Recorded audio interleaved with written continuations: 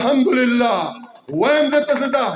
ډېر په دعوه سره چې ای د ما د تحریک انصاف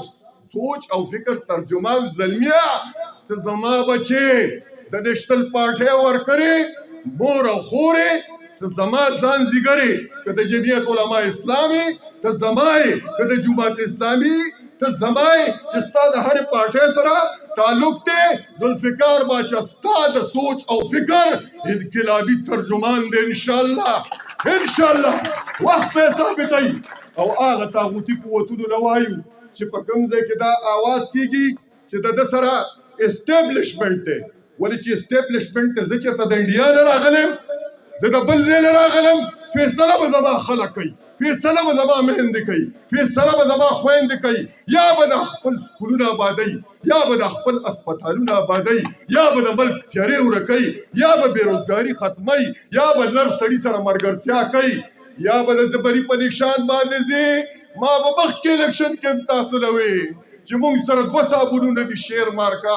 اختیار به پې د بره نه راځي د پوندو زنګ به لرې کوو کپړې به د دې خپلې حلقې پاکو انشاءالله او زه درته وایم انشاءالله د ثوابۍ نه به شروع کوو زلمیه انشاءالله موږ به ستا سره یو موږ به د هر هغه سړي سره یو چې د ملک د آبادۍ او د سوکالۍ سوچ کې انشاءالله زه خپلو زلمو ځوانانو له وایم تاسو راغلي یې زه د خپل سیکیورټي والا د خپل ډي اس پي صاحب د خپل سچوګانو د خپل ډي پي او صاحب یو په کروڑ شکر گزار د بیګاره سي او ذکر به کوم ځکه چې زه د امن جرګې د ضلع نوخار چیرمین وم د ما سچو به ولاړي مخامخ صفت نه په کار ځان به دې ورک شي بیګا یو سوال ځواب راغلی چې دا د امزونه هلک ورک دی هغې دی ما سره ناستو زما د اکابرو زما د مشرانو د سیکیورټي خبره یې کوله سمدستي را راپاڅېدو ما یې ولې وي هلک روک دی ما یې هر شی پرېږده هغې له ځان را رساو وختي رالو په مخ باندې خندا وه نو ما ورته هلته زما بچی ورک دی دلته ستا په مخ باندې خندا وه وی بچی مې خپلې مورجانې ته حواله کړه ځکه تاله مخامخ ناست یم کنې د ټولو نه لومړی جلوس په زما ستا ایسته نو د امن په لار باندې زه د خپلې سچو صاحب ډېره زیاته شکریه ادا کوم الله تعالی مو حفاظت وکړه عزتمندو نور څه نه وایم زه دا تقریر وخت نه دا وخت ډېر زیات لنډ تنګ دی زه وایم چې زما رور اختیار ولي هغه هم نری نری موسکې کېږي نن یې سړي وربل کړي دي ننګي سره دي الله دې وله ژوند ورکړي انشاءالله په دغه جلب کې به ځو د خپلو مشرانو د سوري د لاندې به ځو او کیپټن صفدر صاحب موږ ډېر عجز فقیر خلک زموږ استانه ده زموږ اکابر دي زموږ نیکونه پشپ پشپ د اولیا دي موږ د هغوی بېکاره پردي یوځي خو ضرور انشاءالله چې د کومې جنډې سره مو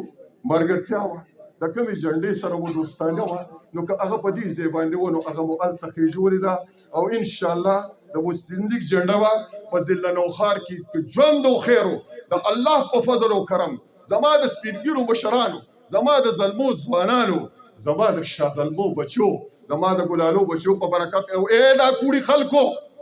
ستاسو چې کوم استحصال په تېرو 10 کالو کې شوی دی په جار ویم چې پرویز خټک کړی دی ادریس خټک کړی دی زما کلی تباه کړی دی زما ولس تباه کړی دی زما اسپتال او زما سکول غلا کړی دی زما د بچو ګراوند دا کړی دی زما لارې کوڅې تباه کړي دي په تیره باندې یو زلمی د مالې په نوم نه راځي د ټوپۍ نه راغلی دی هغه هم ما خیال دی انې امیدوار دی ښایسته ځوان دی ما سره یې په لومړي ځل باندې پېژنګلو شو عاقب زاده الله دې ژوندی ګړندی لره بچیا زمونږ درود خوږ ورور څومره چې یې زاړه نو تاسو د ښایست ګلونه ډېر دي جولی مې تنګه ده کم ګڼ ټوله وه زه به د کم نومه خلک زما د کور کلي راغلي مېلمنو په ما مینو زما د لرو بر د پورې د راپورې چونکې دا جرګه ده دا جلسه نه ده دا زما د انتهایی قابل عزت او احترام مشرانو د پخیرالۍ دپاره دا روڼه بایګان راجمع دي هغه یې اورېدل غواړي دوی ما له دعوت راکړه دوستان ما ستاسو جرګه راوغوښته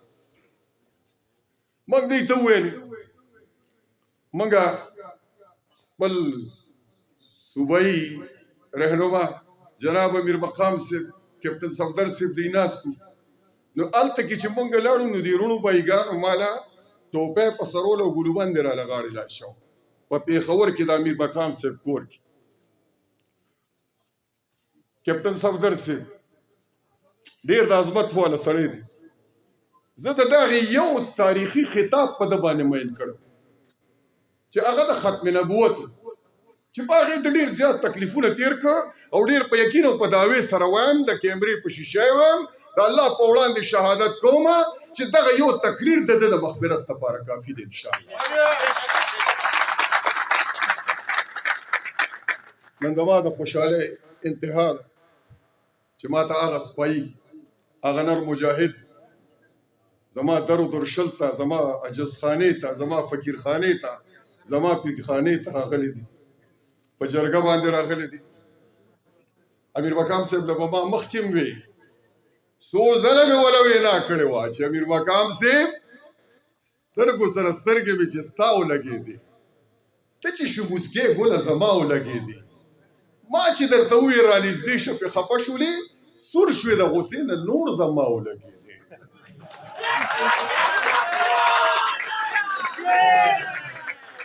عزتمندو